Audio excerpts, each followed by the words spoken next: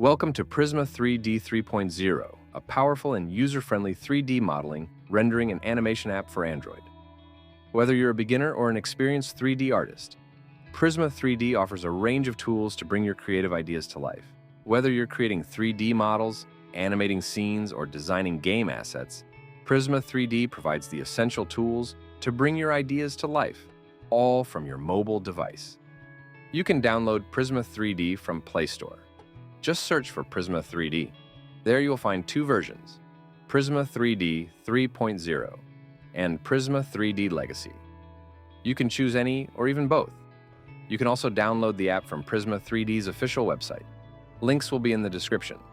Once installed, you'll be ready to start modeling, texturing, and animating right from your phone or tablet. Throughout this series, you'll learn how to navigate the new interface, understand the layout, and use essential tools. You'll also explore basic 3D modeling, where we'll create and manipulate shapes to form simple objects. As we progress, we'll cover materials and textures, showing you how to add color and detail to your models. Then, we'll dive into lighting and rendering so you can make your models look more realistic.